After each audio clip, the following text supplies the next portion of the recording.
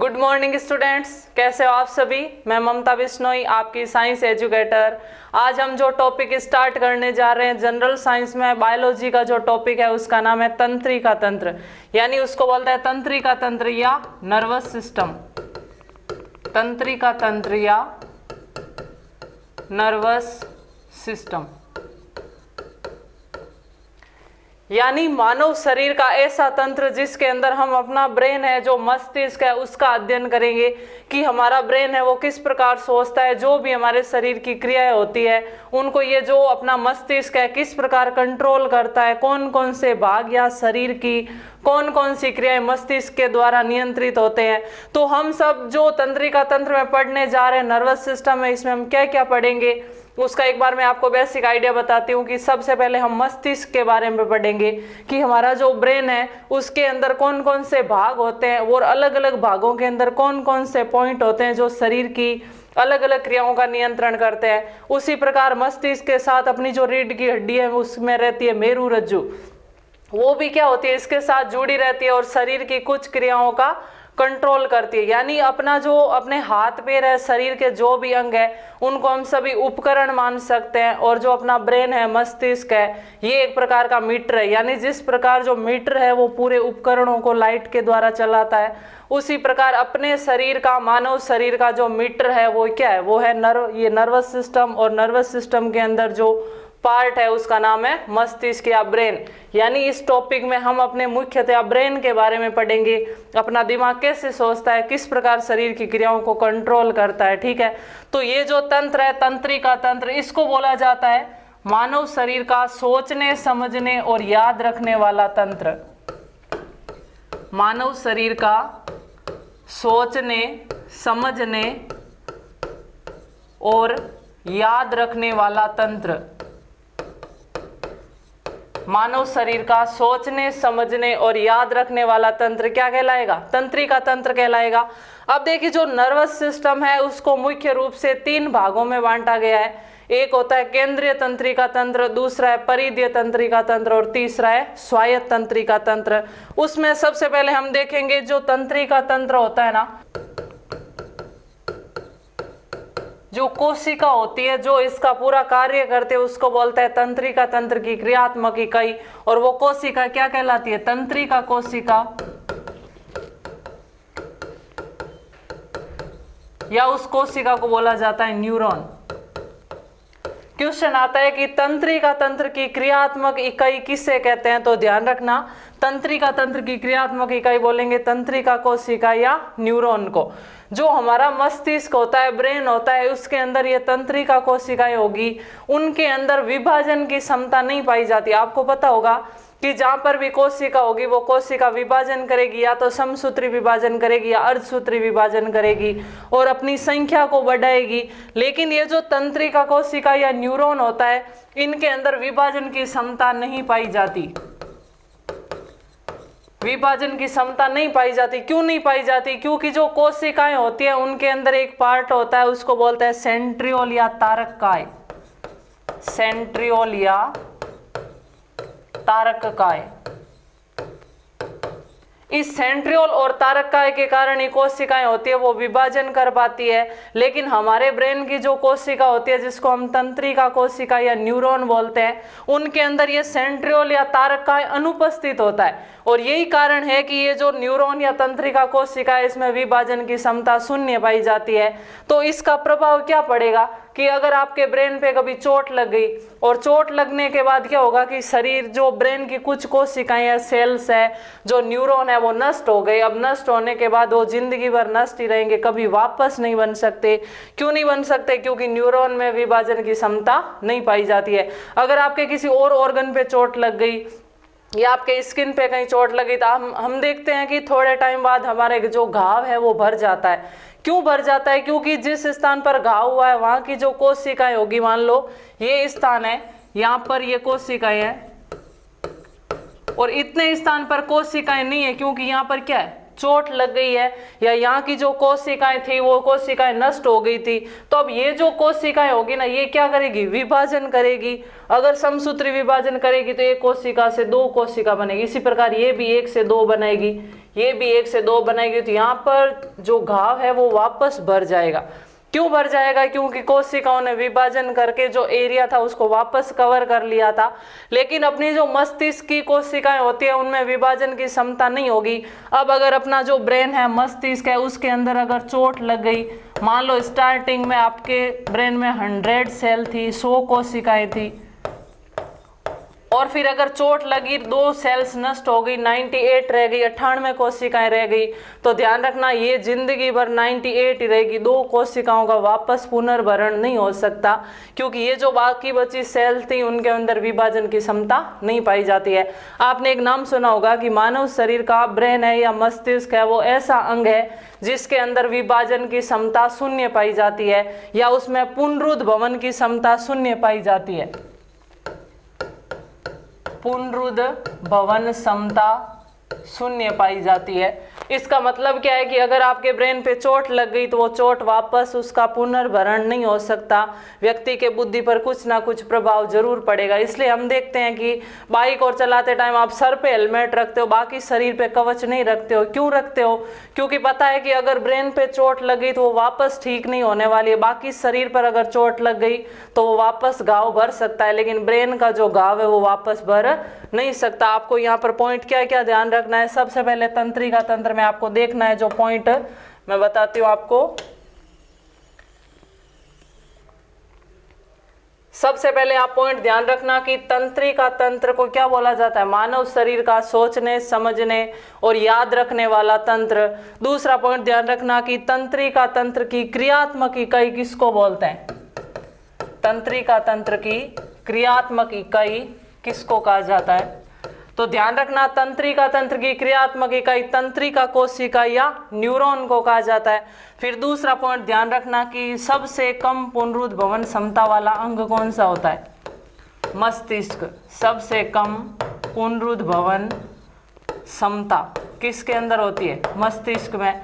और सबसे ज्यादा होती है अपने लीवर के अंदर। यकृत की जो कोशिकाएं होती है, हिपेटोसाइट सेल्स होती है, उनमें सबसे ज्यादा विभाजन होता है। इसलिए बोला जाता है, आपको इनडायरेक्टली रूप से क्वेश्चन पूछ लिया कि मानव शरीर का ऐसा कौन सा अंग है जो एक बार नष्ट होने के बाद पुनः बन जाता है। उसके कहने का मतलब है कि सबसे ज्यादा पुनरुद्भवन क्षमता वाला अंग कौन सा होगा?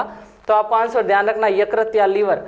और अगर पूछ लिया जाए कि सबसे कम पुनरुद्भवन क्षमता या लगभग ना के बराबर क्षमता होती है, वो अंग कौन सा है? मस्तिष्क। और उसका कारण क्या है? तंत्रिका कोशिका या न्यूरॉन। ध्यान रखना, इन कोशिकाओं में विभाजन क्षमता नहीं पाई जाती।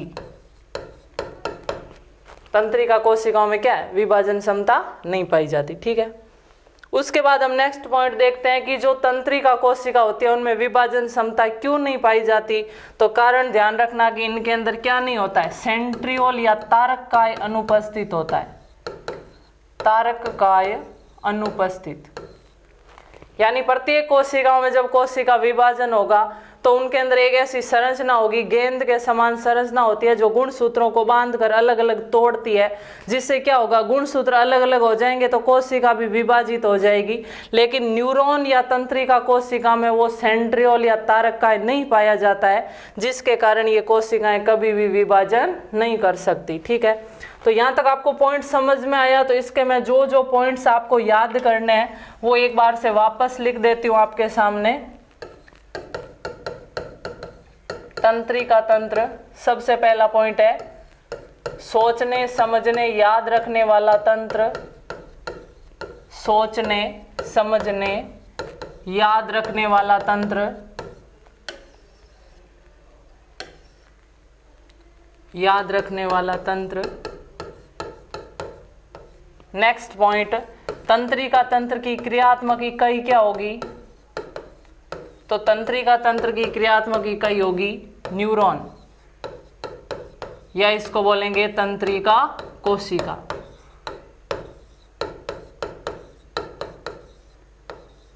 फिर जो तंत्रिका कोशिका है इसके अंदर पॉइंट ध्यान रखना न्यूरॉन कि इसमें सेंट्रियोल या तारककाय अनुपस्थित, इसी के कारण इन कोशिकाओं में क्या है, विभाजन नहीं होता। तारक का अनुपस्थित, इसलिए विभाजन क्षमता शून्य। ठीक है स्टूडेंट्स, तो आप इसमें ये पॉइंट ध्यान रखना। सबसे पहले तंत्रिका तंत्र को बोला जाता है मानव शरीर का सोचने समझने और याद रखने वाला तंत्र। उसके बाद जो तंत्रिका तंत्र की क्रियात्मक इकाई है वो किसको बोलते हैं, न्यूरॉन या तंत्रिका कोशिका को। फिर तीसरा पॉइंट ध्यान रखना, न्यूरॉन या तंत्रिका कोशिका से रिलेटेड कि इनमें तारक का अनुपस्थित होता है और इसी के कारण इनमें क्या होती है, विभाजन क्षमता शून्य होती है। और इसलिए हम बोलते हैं कि मस्तिष्क है वो सबसे कम पुनरुद्भवन क्षमता वाला अंग है, क्योंकि तंत्रिका तंत्र में मुख्य रूप से जो पार्ट है ना वो क्या है, ब्रेन या मस्तिष्क की है। तो ये कोशिकाएं भी किस में होगी, अपने मस्तिष्क के अंदर होगी। ठीक है, तो यहाँ तक स्टूडेंट्स आप ध्यान रखिए, इन पॉइंट्स को आप स्क्रीनशॉट ले लीजिए या साथ में आप नोट्स बना सकते हो।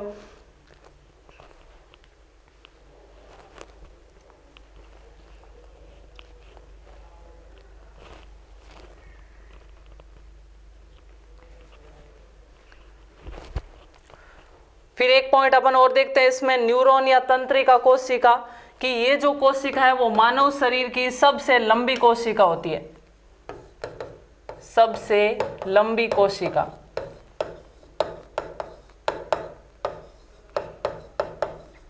क्वेश्चन आता है मानव शरीर में सबसे लंबी कोशिका कौन सी होती है, तो सबसे लंबी कोशिका होती है तंत्रिका कोशिका या न्यूरॉन, जो अपने तंत्रिका तंत्र का एक पार्ट है और किस में पाई जाती है, ब्रेन या मस्तिष्क के अंदर। अब देखिए जो स्टूडेंट्स तंत्रिका तंत्र है इसको हमने 3 भागों में बांटा है। वो 3 भाग कौन कौन से हैं देखिए।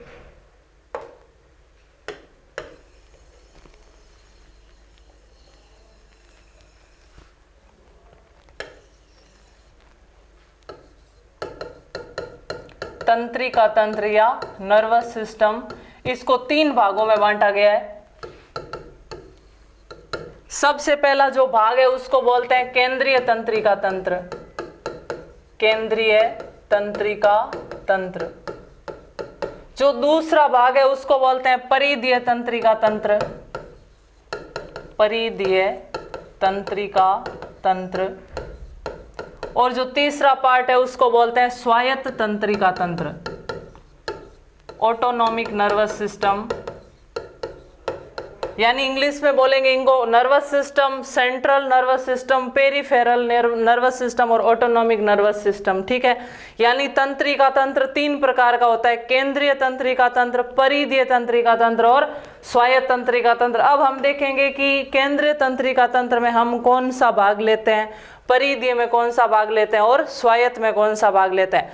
तो केंद्रीय तंत्रिका तंत्र में हम 2 पार्ट्स को पढ़ेंगे और जो सबसे इंपॉर्टेंट है, सबसे पहला है मस्तिष्क या ब्रेन और उसके दूसरा है मेरुरज्जु या स्पाइनल कॉर्ड।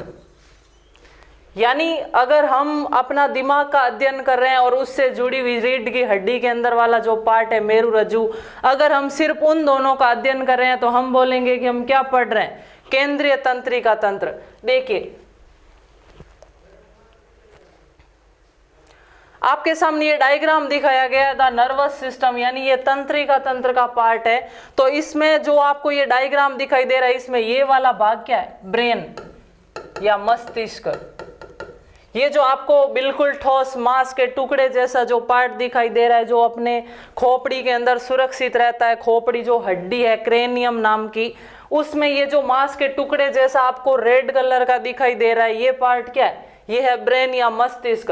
फिर इससे आपको बिल्कुल एक नली के जैसी संरचना निकलती हुई दिखाई दे रही है, इसको क्या बोलते हैं, स्पाइनल कॉर्ड हम, या इसको बोलेंगे मेरुरज्जु। फिर हम देखेंगे कि इनसे कुछ तार निकल रहे हैं, या मेरुरज्जु से भी निकल रहे हैं और पीछे जो अपना मस्तिष्क है उससे भी निकलेंगे, तो इनको क्या बोलते हैं, नर्व या तंत्रिकाएं, तंत्रिकाएं। ठीक है, अगर हमने इस डायग्राम में सिर्फ मस्तिष्क और मेरुरज्जु का अध्ययन किया तो हम बोलेंगे कि हम कौन सा तंत्रिका तंत्र पढ़ रहे हैं, केंद्रीय तंत्रिका तंत्र यानी सेंट्रल नर्वस सिस्टम। ठीक है, फिर हमने बोल दिया कि हम इन दोनों को नहीं पढ़ रहे, सिर्फ इनसे निकलने वाले तारों को पढ़ रहे हैं, तो मैंने बोल दिया मैं कौन सा तंत्रिका तंत्र पढ़ रही हूं, परिधीय तंत्रिका तंत्र। और ये है केंद्रीय तंत्रिका तंत्र। ठीक है, यानी अगर आप सिर्फ मस्तिष्क और मेरु रज्जु का अध्ययन करोगे तो आप केंद्रीय तंत्रिका तंत्र को पढ़ रहे हो। अगर आपने मस्तिष्क और मेरु रज्जु से निकलने वाले इन तारों को पढ़ा तो आप बोलोगे कि हम परिधीय तंत्रिका तंत्र पढ़ रहे हैं। लेकिन जो तीसरा तंत्रिका तंत्र था, स्वायत्त तंत्रिका तंत्र, ये आपको कोई पार्ट शरीर में दिखाई नहीं देंगे, बल्कि अपना जो तंत्रिका तंत्र है वो कब एक्टिव रहता है, कब इनएक्टिव रहता है, तो उसके आधार पर इसको दो भागों में बांट दिया है। एक तो है अनुकंपीय और दूसरा है परानुकंपीय। यानी आपका शरीर है वो सक्रिय अवस्था में बिल्कुल एक्टिव है, तो उस टाइम अपना नर्वस सिस्टम काम करेगा तो हम बोल देंगे कि अनुकंपीय तंत्रिका तंत्र काम कर रहा है। अगर आप निष्क्रिय अवस्था में हो, सो रहे हो, टेंशन फ्री हो, तब आपके दिमाग जिस प्रकार काम करेगा तो हम बोलेंगे कि हम परानुकंपीय तंत्रिका तंत्र कार्य कर रहा है या हम उसकी स्टडी कर रहे हैं। यानी आपके पीछे कुत्ता पड़ गया, आप भाग रहे हो, आपकी सांस फूल गई, आंखें निकल गई है, डर लग रहा है, पसीना आ रहा है, जो रक्त दाब है, ब्लड प्रेशर है वो बढ़ गया है, यानी आपके कौन सा भाग काम कर रहा है, अनुकंपीय। और आप बिल्कुल रेस्ट में हो, आराम से नींद ले रहे हो, आपकी जो हार्ट बीट है, ब्लड प्रेशर है, वो सब कंट्रोल है, तो उस टाइम आप क्या बोलोगे कि हम परानुकंपीय तंत्रिका तंत्र पढ़ रहे हैं या वो कार्य कर रहा है। तो ये कोई संरचना नहीं है जो दिखाई नहीं देती, बल्कि ये क्या है, अपने शरीर में जो तंत्रिका तंत्र है वो एक्टिव रहेगा या इनएक्टिव रहेगा, उस आधार पर ये दो भाग बांट दिए गए हैं। बाकी मुख्य रूप से अगर आप तंत्रिका तंत्र को डायग्राम में देखोगे तो आपको दो भाग ही दिखाई देंगे। मैंने आपको बताया कि एक तो होता है मस्तिष्क और मेरु रज्जु, उसको हम बोलेंगे केंद्रीय तंत्रिका तंत्र। और परिधीय तंत्रिका तंत्र में हम क्या देखेंगे कि जो तार अपने ब्रेन से मस्तिष्क से निकलते हैं उनको बोलते हैं कपालीय तंत्रिका, और जो तार अपने रीढ़ की हड्डी उस मेरु रज्जु में से निकलते हैं तो उसको बोलते हैं मेरु रज्जु तंत्रिका। मेरु रज्जु तंत्रिका, इनकी संख्या होती है वो होती है 12 जोड़ी, और इनकी संख्या होती है 31 जोड़ी। यानी तंत्रिका तंत्र तीन प्रकार का, केंद्रीय, परिधीय और स्वायत्त। केंद्रीय और परिधीय को हम देख सकते हैं, जबकि स्वायत्त है उसको हम देख नहीं सकते, वो सिचुएशन के आधार पर भाग बनाया गया है। जबकि जो केंद्रीय होता है उसमें अगर आप मस्तिष्क और मेरु रज्जु पढ़ रहे हो तो आप केंद्रीय तंत्रिका तंत्र पढ़ रहे हो, अगर आप उनसे निकलने वाले तारों को पढ़ रहे हो तो आप परिधीय तंत्रिका तंत्र पढ़ रहे हो। वापस से देखिए डायग्राम, देखिए ये मस्तिष्क है, इसके अंदर जो भी प्रोसेस होगा, ये मेरु रज्जु है, इसमें भी कुछ प्रोसेस होगा।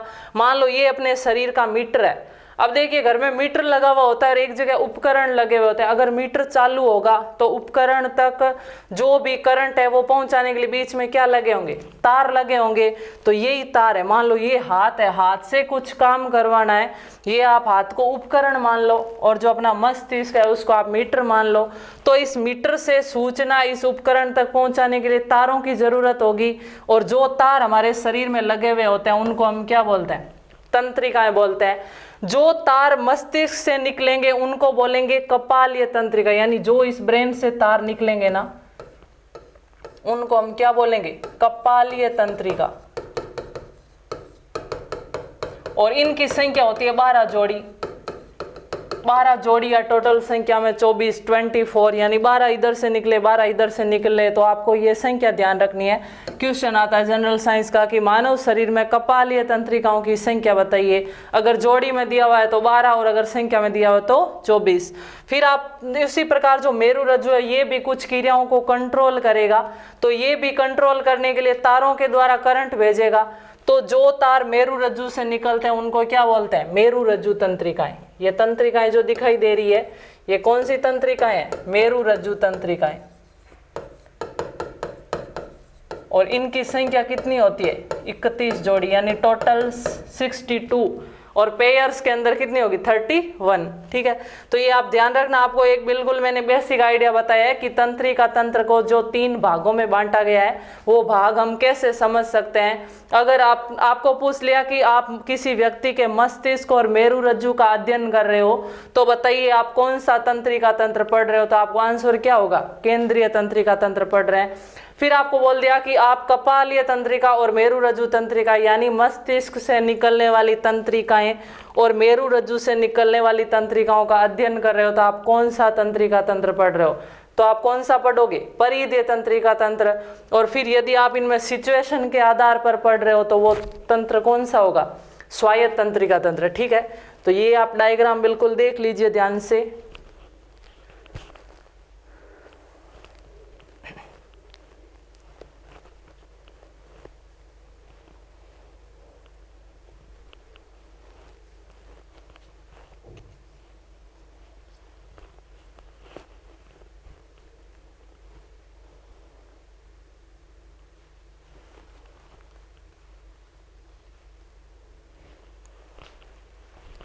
फिर हमने जो ये तंत्रिका तंत्र पढ़ा, इसमें हम इन पार्टों को विस्तार से पढ़ेंगे। सबसे इंपॉर्टेंट है इनमें मस्तिष्क, और जनरल साइंस में ज्यादा क्वेश्चन किस पे आते हैं? मस्तिष्क से आते हैं, क्योंकि अपने शरीर के लगभग 99% जो कार्यों का संचालन होता है वो किसके द्वारा होता है? मस्तिष्क द्वारा होता है। इसलिए मस्तिष्क को बोला जाता है मानव शरीर का केंद्रीय सूचना प्रसारण अंग।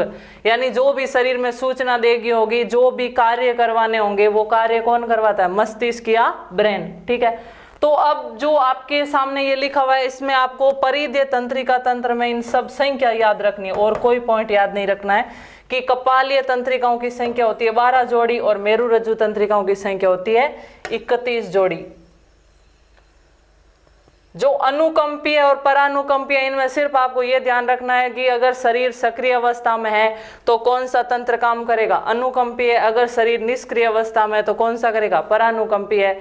आपको पूछ लिया जाए क्वेश्चन में कि आपको किसी चीज से डर लग रहा है और उस टाइम आपकी हृदय की गति बढ़ गई है, आपकी धड़कन बढ़ गई है, तो बताइए आपका कौन सा तंत्रिका तंत्र काम करेगा? तो कौन सा करेगा? अनुकंपीय, यानी सक्रिय अवस्था। फिर आपको पूछ लिया जाए कि आपको बहुत ज्यादा भूख लगी हुई है, तो बताइए आपका कौन सा तंत्र काम करेगा? सोच लीजिए अपने दिमाग में इसका आंसर। अगर आपको भूख लगी हुई है, आपका पाचन बहुत जल्दी जल्दी हो रहा है, तो आपका कौन सा तंत्रिका तंत्र काम करेगा? अनुकंपीय या परानुकंपीय? तो देखिए इसका आंसर होगा परानुकंपीय।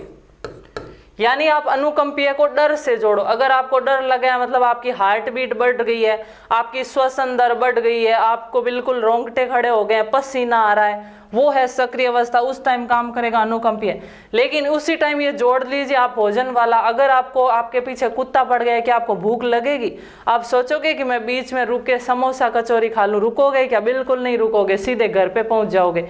तो ये परानुकंपीय तंत्रिका तंत्र काम करेगा उस टाइम। ये एकमात्र उल्टा आंसर है इसका कि भूख ज्यादा लगने पर शरीर सक्रिय अवस्था अपन अनुकंपीय नहीं मानेंगे। कौन सा मानेंगे? परानुकंपीय। जो जो काम डर के समय हो रहा है वो सब किस में होगा? अनुकंपीय में। और जो जो बिल्कुल रेस्ट में टेंशन फ्री के टाइम हो रहा है, यानी भूख कब लगेगी? जब आप टेंशन फ्री होगे। ज्यादा टेंशन में भूख नहीं लगती है, तो टेंशन फ्री होंगे तभी आपको भूख ज्यादा लगेगी और उस टाइम काम कौन सा तंत्र करेगा? परानुकंपीय तंत्रिका तंत्र। ये 2 पॉइंट ध्यान रखना, आप कोई भी एग्जाम्पल का आंसर दे सकते हो।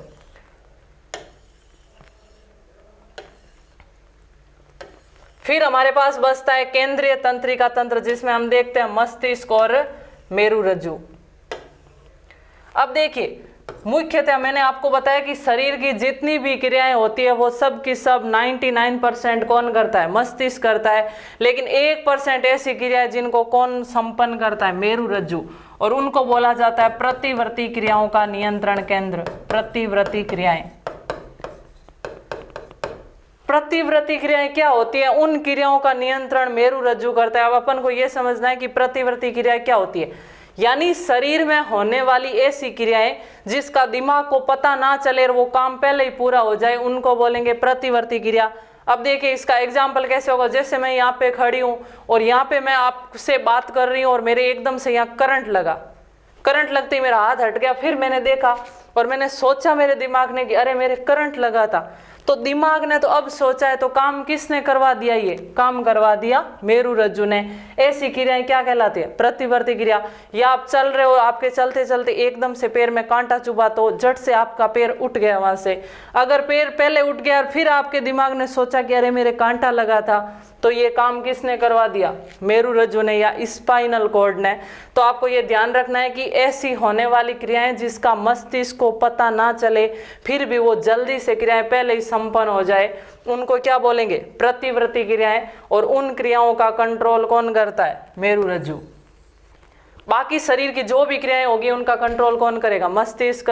तो एक पॉइंट और निकल के आता है कि जो मस्तिष्क के द्वारा कार्य होते हैं उनमें थोड़ा सा टाइम लग सकता है, जबकि जो मेरुरज्जु के द्वारा कार्य होता है उनमें कोई टाइम नहीं लगता है। ठीक है, फिर अपन देखते हैं मस्तिष्क के बारे में। यहाँ तक ये पॉइंट आप ध्यान रखना। प्रतिवर्ती क्रियाओं का नियंत्रण केंद्र।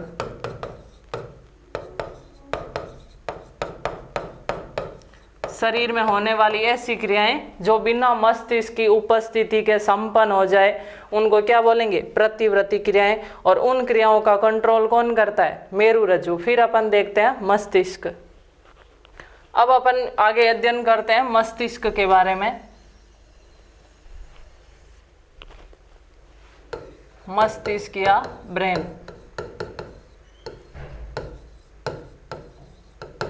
आपको पीछे डायग्राम में मैंने बताया था ब्रेन कैसा दिखाई देता है। ये एक प्रकार के मांस का टुकड़े जैसे दिखाई देता है, जिसके 3 भाग होते हैं, अग्र भाग, मध्य भाग और पश्च भाग।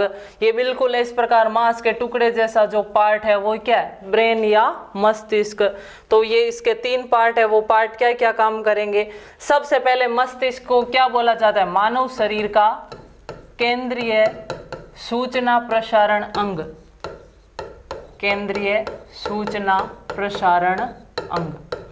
दूसरा आता है कि मस्तिष्क में जल की मात्रा कितनी होती है? तो इसमें 85% पानी पाया जाता है, 85% इसमें जल या पानी पाया जाता है। फिर इसके वजन के बारे में क्वेश्चन आता है कि बताइए मस्तिष्क में वजन कितना होता है? मस्तिष्क का वजन कितना होता है? तो ये पुरुष में अलग होगा और महिला में थोड़ा सा अलग होगा। यानी पुरुषों में इसका वजन होता है 1400 ग्राम और महिला में इसका वजन होता है 1350 ग्राम। इसका ये मतलब नहीं है कि महिलाओं में दिमाग कम होता है, इससे कोई फर्क नहीं पड़ता। ये वजन से थोड़ा कम ज़्यादा हो सकता है, लेकिन इससे बुद्धि पर कोई फर्क नहीं पड़ता है मनुष्य के। तो ध्यान रखना, जो पुरुषों में वजन होता है मस्तिष्क का वो 1400 ग्राम होता है और महिलाओं में होता है 1350 ग्राम। मस्तिष्क में जल की मात्रा होती है 85% और इसे मानव शरीर का केंद्रीय सूचना प्रसारण अंग कहते हैं, क्योंकि पूरे शरीर में सूचनाओं को प्रसारित करने का ये काम करता है। फिर मैंने आपको बताया था कि इसमें सबसे कम पुनरुद्भवन क्षमता होती है या शून्य होती है लगभग, सबसे कम पुनरुद्भवन क्षमता।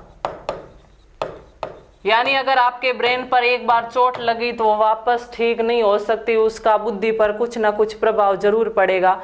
वो उसकी कोशिकाएं वापस विभाजन करके नई कोशिका नहीं बना सकती। ठीक है, उसके बाद ये आपको इतने पॉइंट ध्यान रखना है। फिर एक ध्यान रखना कि जो मस्तिष्क का अगर कोई बीमारी हो जाए तो उसका पता लगाने के लिए एक जांच की जाती है, टेस्ट किया जाता है, उसको बोलते हैं EEG। इसको बोलेंगे इलेक्ट्रोएन्सेफेलोग्राफ। इलेक्ट्रोएन्सेफेलोग्राफ।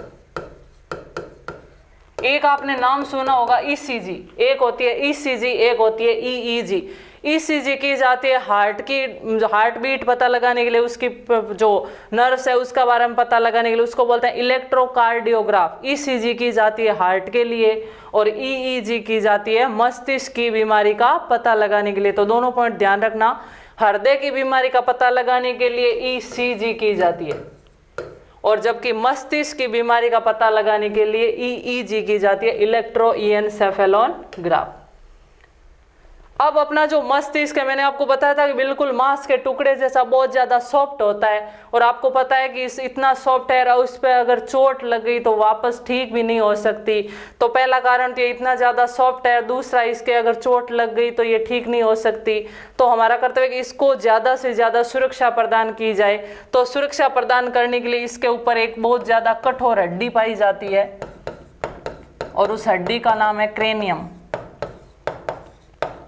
या कपाल भी बोलते हैं उसको, आपने नाम सुना होगा। देखते हैं कि किसी की डेथ हो जाती है तो कपाल भाती प्रक्रिया होती है। कपाल भाती प्रक्रिया का मतलब होता है कि जब डेड बॉडी को जलाया जाता है तो जब वो बॉडी आधी जल जाती है तो फिर उसकी जो कपाल की हड्डी है उसको तोड़कर उसमें घी डालकर वापस जलाया जाता है। क्यों?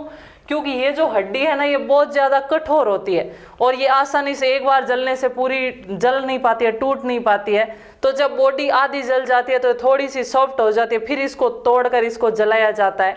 तो ध्यान रखना, क्रेनियम हड्डी है वो बहुत ज्यादा कठोर होती है और यही कारण है कि अपने ब्रेन की सुरक्षा होती है। अगर बाहर से थोड़ी बहुत चोट लगे तो ब्रेन पर ज्यादा प्रभाव नहीं पड़ता है, क्योंकि ये इसकी क्या करती है, सुरक्षा करती है। तो यहाँ तक ये स्टूडेंट्स पॉइंट देखिए आप।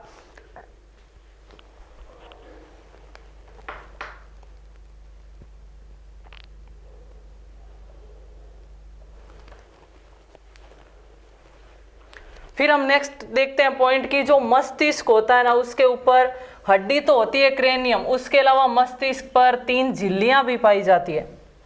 जैसे देखिए ये अपना ब्रेन है, इस ब्रेन के ऊपर 3 प्रकार की झिल्लियां पाई जाएगी।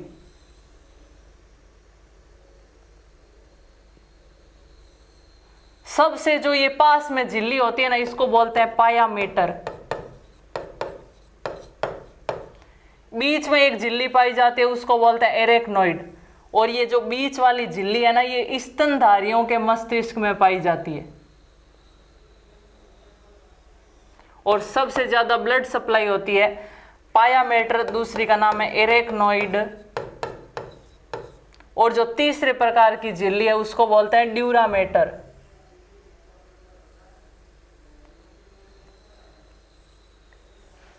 सबसे दूर वाली है ड्यूरामेटर। तो ध्यान रखना, मस्तिष्क के ऊपर 3 झिल्लियों का आवरण पाया जाता है, पायामेटर, एरेक्नोइड और ड्यूरामेटर। जो एरेक्नोइड है वो स्तनधारियों के मस्तिष्क में पाई जाने वाली झिल्ली है। सबसे ज्यादा रक्तापूर्ति पायामेटर के अंदर होती है। और कभी कभी क्या होता है कि किसी विषाणु के संक्रमण से इन झिल्लियों में सूजन आ जाएगी, और यदि इन झिल्लियों में सूजन आ जाएगी तो व्यक्ति के सर दर्द होने लगेगा, चक्कर आने लगेंगे, उल्टी होने लगेगी। और उस रोग को बोला जाता है मेनिंजाइटिस रोग। क्वेश्चन आता है, पहला क्वेश्चन बनता है कि मेनिंजाइटिस रोग किस सूक्ष्म जीव के संक्रमण से होता है? तो ये विषाणु जनित रोग है। और दूसरा पॉइंट ध्यान रखना कि मेनिंजाइटिस रोग में शरीर का कौन सा अंग प्रभावित होता है? मस्तिष्क या ब्रेन प्रभावित होता है। इस रोग में क्या होता है कि जो मस्तिष्क की 3 झिल्लियां होती हैं उनमें क्या होता है, संक्रमण हो जाता है, जिससे उनमें सूजन आ जाएगी और व्यक्ति को सर दर्द, उल्टी और चक्कर आने लगते हैं। ठीक है,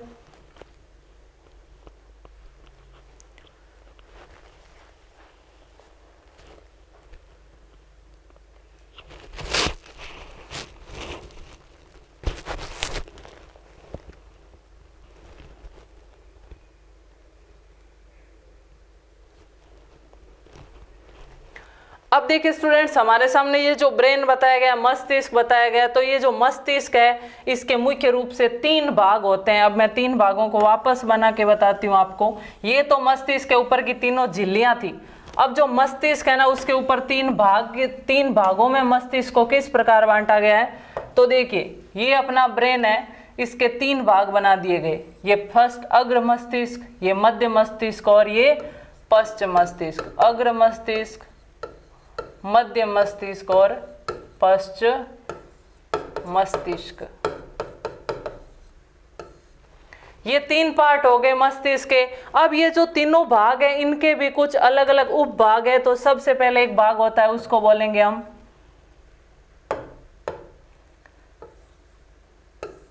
इसको बोलते हैं हम थैलेमस। थैलेमस के जो नीचे भाग होता है उसको बोलते हैं हाइपोथैलेमस। हाइपोथैलेमस। और सबसे एक ऊपरी भाग है उसको बोलते हैं प्रमस्तिष्क, या इसको बोलते हैं सेरिब्रम। प्रमस्तिष्क या इसको बोलते हैं सेरिब्रम, इंग्लिश में बोलते हैं इसको सेरिब्रम। तो अग्र मस्तिष्क के 3 भाग हो गए, प्रमस्तिष्क, थैलेमस और हाइपोथैलेमस। उसी प्रकार पश्च मस्तिष्क के भी मुख्य रूप से 2 भाग है। एक है अनुमस्तिष्क, और इसको बोलते हैं सेरिबेलम। दोनों इंग्लिश के नाम भी कभी कभी आ जाते हैं, तो ध्यान रखना। प्रमस्तिष्क है वो अग्र मस्तिष्क का भाग है, फोर ब्रेन का भाग है, और इसको बोला जाता है सेरिब्रम। और जो अनुमस्तिष्क है वो पश्च मस्तिष्क का भाग है, इसको बोला जाता है सेरिबेलम। यहाँ पे पाया जाता है एक भाग, उसको बोलते हैं मेडुला ओब्लोगेटा। Medulla oblongata. अब ये तो आपको पता चल गई, आपको पूछ लिया जाए कि अनुमस्तिष्क कौन से मस्तिष्क का भाग है, मेडुला ओब्लोगेटा कौन से मस्तिष्क का भाग है, या प्रमस्तिष्क कौन से मस्तिष्क का भाग है, तो ध्यान रखना अग्र मस्तिष्क के 3 भाग है, प्रमस्तिष्क, थैलेमस और हाइपोथैलेमस। और जो पश्च मस्तिष्क है उसके 2 भाग है, अनुमस्तिष्क और मेडुला ओब्लोगेटा। अब मुख्य रूप से क्वेश्चन आता है इनके कार्य से संबंधित, आपको पूछ लिया कि बताइए शरीर का टेम्परेचर कौन सा भाग कंट्रोल करता है, जब आपको भूख और प्यास लगती है तो कौन सा मस्तिष्क का भाग काम करता है, या आपकी ऐच्छिक पेशियों पर कंट्रोल कौन करता है, श्वसन दर को कंट्रोल कौन करता है। तो ये सब मैं आपको कार्य आपको बता रही हूँ कि जो प्रमस्तिष्क है ना, ये मस्तिष्क का सबसे बड़ा भाग होता है।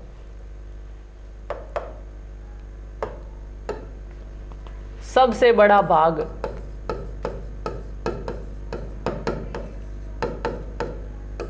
मस्तिष्क का सबसे बड़ा भाग कौन सा होता है, प्रमस्तिष्क का वाला भाग होता है। और जिसमें प्रमस्तिष्क जितना ज्यादा बड़ा होगा उसकी बुद्धि भी उतनी तेज होगी, इसलिए इसको बोला जाता है बुद्धि और चतुराई का केंद्र।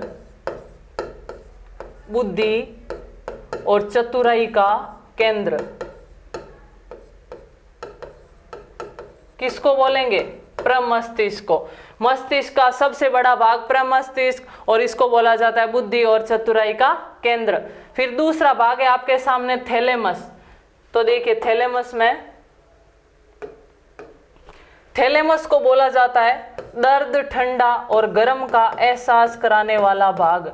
दर्द, ठंडा, गर्म का एहसास करवाने वाला भाग। यानी आपने किसी चीज को टच किया है, किसी पदार्थ को टच किया है, तो आपको महसूस हो रहा है कि ये ठंडी है या गर्म है, या आपके शरीर में कोई पीड़ा हो रही है तो दर्द अनुभव हो रहा है, उस दर्द का एहसास कराने वाला भाग कौन सा है, थैलेमस। उसके बाद अगला पार्ट है हाइपोथैलेमस। तो देखिए जो हाइपोथैलेमस है ना, इसके कार्य ज्यादा है और वो इंपॉर्टेंट भी सबसे ज्यादा है। आज तक जितने भी एग्जाम है ज्यादातर क्वेश्चन हाइपोथैलेमस के कार्य में से ही पूछे गए हैं। तो देखिए हाइपोथैलेमस के कार्य कौन कौन से होंगे। सबसे पहले इसको बोला जाता है तापमान का केंद्र, तापमान का नियंत्रण। यानी आपको पता होगा कि जो मानव शरीर का टेम्परेचर है ना, वो 37 डिग्री सेंटीग्रेड या 98.4 फ़ारेनहाइट वो कांस्टेंट रहता है, हमेशा नियत रहता है। मानव शरीर का तापमान 37 डिग्री सेंटीग्रेड नियत क्यों रखता है, क्योंकि जो हाइपोथैलेमस है ना उस टेम्परेचर को कंट्रोल करके रखता है। अगर ये कंट्रोल नहीं करता ना तो सर्दियों के मौसम में हमारे शरीर का टेम्परेचर गिर जाता और गर्मियों में वापस बढ़ जाता। लेकिन चाहे सर्दी हो या गर्मी हो, हमारे शरीर का टेम्परेचर हमेशा 37 डिग्री सेंटीग्रेड ही रहेगा। तो उस टेम्परेचर को नियत रखने का काम कौन करता है, हाइपोथैलेमस। और हमारे शरीर का तापमान हमेशा नियत रहता है, इसलिए बोला जाता है कि मनुष्य एक समतापी प्राणी है, यानी ताप को समान रखने वाला। तो तापमान का नियंत्रण केंद्र। उसके बाद आता है भूख और प्यास का केंद्र।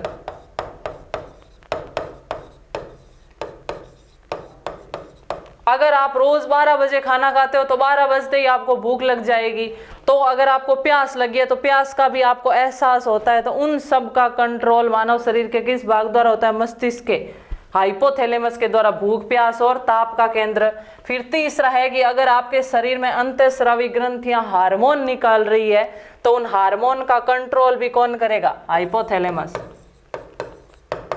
हार्मोन का नियंत्रण, यानी कुल मिलाकर कह सकते हैं कि अंतःस्रावी ग्रंथियों पर कंट्रोल करने का काम कौन करता है, हाइपोथैलेमस। फिर हम देखते हैं कि किसी व्यक्ति का जो बिहेवियर है, व्यवहार है, वो भी चेंज होता रहता है। तो व्यवहार का कंट्रोल भी कौन करता है, हाइपोथैलेमस।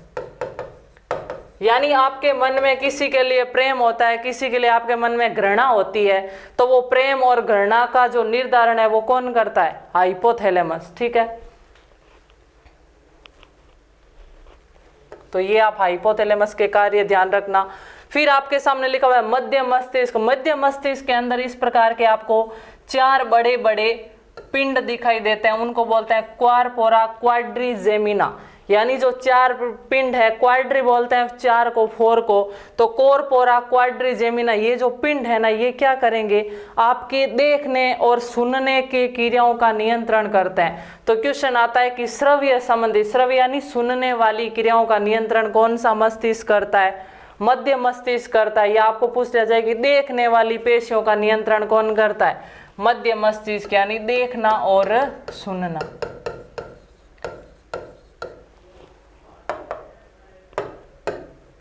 फिर अगला भाग आ गया पश्च मस्तिष्क, जिसमें 2 पार्ट है, अनुमस्तिष्क और मेडुला ओब्लोगेटा। तो देखिए ये जो आपके सामने 2 भाग दिखाई दे हैं, अनुमस्तिष्क और मेडुला ओब्लोगेटा, ये एक दूसरे के विपरीत काम करते हैं। देखिए हमारे शरीर में कुछ अंग ऐसे होते हैं जो बिल्कुल हमारी इच्छा से काम करते हैं। जैसे मैंने चाहा कि मेरा हाथ हिला तो हिल रहा है, मैं चाहूँगी मेरे को चलना है तो मेरे चल रहा है, क्योंकि मेरे पैर मेरी इच्छा से काम कर रहे हैं। लेकिन अगर मैं सोच लूँ कि मेरी बीपी बढ़ जाए एकदम से या मेरी बीपी कम हो जाए, तो मैं कंट्रोल कर सकती हूँ क्या? बिल्कुल नहीं कर सकती। तो जो अंग हमारी इच्छा से काम करेंगे उनको हम क्या बोलेंगे, ऐच्छिक पेशियां, ऐच्छिक पेशियां। और जो हमारी इच्छा से काम नहीं करेंगे उनको हम क्या बोलेंगे, अनैच्छिक पेशियां, अनैच्छिक पेशियां। तो अगर आपको पूछ लिया जाए कि मनुष्य के शरीर में श्वसन का नियंत्रण कौन सा भाग करता है, अब श्वसन, क्या मैं मेरी श्वसन को कंट्रोल कर सकती हूँ? नहीं कर सकती, ये तो एक नेचुरली अपने आप होती रहती है। तो इसका कंट्रोल कौन करेगा, मेडुला ओब्लोगेटा। और ध्यान रखना इस मेडुला ओब्लोगेटा के नीचे ही एक पार्ट होता है, उसको बोलते हैं पोन्स।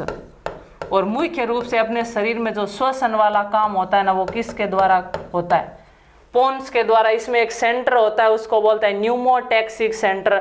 और वो न्यूमोटैक्सिक सेंटर क्या करेगा, अपने शरीर में श्वसन दर को कंट्रोल करेगा, ना तो इसको बढ़ने देता है ना इसको कम होने देता है। अगर बढ़ जाए दौड़ते टाइम तो ये वापस कम कर देगा, अगर सोते टाइम कम हो जाए तो ये उसको वापस बढ़ा देगा। तो ध्यान रखना अपने शरीर में श्वसन केंद्र का नियंत्रण करने वाला जो भाग है पोन्स, वो करता है।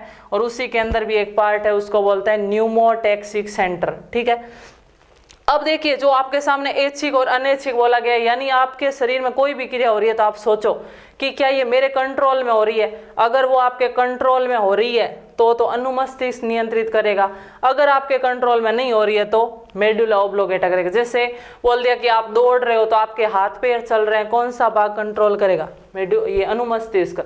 और आपको बोल दिया कि आपकी हृदय की गति, श्वसन दर, रक्तदाब, इनको कंट्रोल कौन करेगा, क्योंकि ये अपनी इच्छा से नहीं होती। कभी बीपी बढ़ जाती है तो फिर आप दवाइयाँ क्यों लेते हैं, अपने आप ही कम कर लो, क्योंकि ये हमारे हाथ की बात नहीं है। तो इसको कंट्रोल कौन करेगा, मेडुला ओब्लोगेटा। एक आपने देखा होगा कि जब व्यक्ति शराब पीता है ना, तो शराब पीते ही उसका सबसे पहला कौन सा भाग खराब होता है, अनुमस्तिष्क। अब ये खराब हो गया तो अपने शरीर की ऐच्छिक क्रियाओं पर कंट्रोल छूट गया इसका।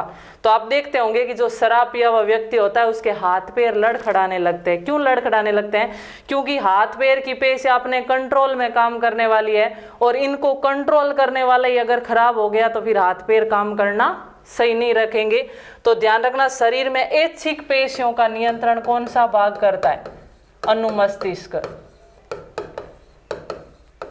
और अनैच्छिक पेशियों का नियंत्रण कौन करता है, मेडुला ओब्लोगेटा। या पूछ लिया जाए मनुष्य में श्वसन दर का नियंत्रण कौन करता है, तो देखिए श्वसन दर का नियंत्रण करता है जो पोन्स के अंदर वाला भाग होता है, उसको क्या बोलेंगे हम, मेडुला ओब्लोगेटा। श्वसन दर का नियंत्रण कौन करता है, पोन्स के अंदर ही एक पार्ट होता है न्यूमोटैक्सिक सेंटर। तो देखिए अब आपको इसमें क्या क्या पॉइंट ध्यान रखना है। मस्तिष्क में जो पहले मैंने पॉइंट लिखवाए वो ध्यान रखना है। उसके अलावा मस्तिष्क के मुख्य रूप से 3 भाग होते हैं, अग्र मस्तिष्क, मध्य मस्तिष्क और पश्च मस्तिष्क। मस्तिष्क के ऊपर 3 झिल्लियों का आवरण, पायामेटर, एरेक्नॉइड और ड्यूरामेटर। उनमें अगर विषाणु से संक्रमण हो जाता है तो उन झिल्लियों में सूजन आ जाती है, जिससे व्यक्ति के रोग हो जाता है मेनिंजाइटिस, और उसमें व्यक्ति के चक्कर आने लगते हैं, सर दर्द होता है और उल्टी होती है। फिर अग्र मस्तिष्क के 2-3 भाग है मुख्य रूप से, प्रमस्तिष्क, हाइपोथैलेमस और थैलेमस। प्रमस्तिष्क होता है वो मस्तिष्क का सबसे बड़ा भाग होता है, इसको बुद्धि और चतुराई का केंद्र कहा जाता है। ये दोनों पॉइंट ध्यान रखना। फिर थैलेमस में एक ही पॉइंट ध्यान रखना, इसे दर्द, ठंडा और गर्म का एहसास कराने वाला भाग कहते हैं। फिर तीसरा ध्यान रखना हाइपोथैलेमस के कार्य, तापमान का नियंत्रण, भूख प्यास का केंद्र, हार्मोन का नियंत्रण और व्यक्ति के व्यवहार का नियंत्रण, यानी व्यक्ति किसी के प्रति प्रेम दर्शाता है, किसी के प्रति गुस्सा दर्शाता है तो उसका कंट्रोल कौन करेगा, हाइपोथैलेमस। फिर मध्य मस्तिष्क के अंदर 4 पिंड होते हैं, उनको बोलते हैं कोर्पोरा क्वाड्रिजेमिना, कोर्पोरा क्वाड्रिजेमिना। इन भागों को क्या बोला जाता है, कोर्पोरा क्वाड्रिजेमिना। और ये पार्ट जो मध्य मस्तिष्क के ये जो चारों पार्ट है वो क्या करेंगे, देखने और सुनने की क्रियाओं का नियंत्रण करेंगे। फिर तीसरा भाग है पश्च मस्तिष्क, जिसके मुख्य रूप से 2 भाग, अनुमस्तिष्क और मेडुला ओब्लोगेटा। अगर आपके इच्छा से होने वाली क्रिया है तो उसका कंट्रोल करेगा अनुमस्तिष्क या सेरिबेलम, और अगर आपकी इच्छा से होने वाली क्रिया नहीं है तो उसका नियंत्रण करेगा मेडुला ओब्लोगेटा। एक पॉइंट और, अगर मनुष्य की श्वसन का नियंत्रण करने वाला भाग पूछे तो मेडुला ओब्लोगेटा के अलावा ऑप्शन में अगर पोन्स हो तो आंसर पोन्स होगा, अगर पोन्स नहीं है तो आंसर होगा मेडुला ओब्लोगेटा। और पोन्स में भी जो केंद्र होता है उसको क्या बोलेंगे, न्यूमोटैक्सिक सेंटर। ठीक है स्टूडेंट्स, तो यहाँ तक आपके थे ये तंत्रिका तंत्र वाला पॉइंट, तंत्रिका तंत्र वाला टॉपिक मैंने आपको समझाया। अगर कोई भी प्रॉब्लम है तो आप कमेंट बॉक्स में कमेंट कीजिए, और अगर आपको ये तंत्रिका तंत्र वाला वीडियो अच्छा लगे तो प्लीज़ लाइक और शेयर कीजिए। Thank you so much.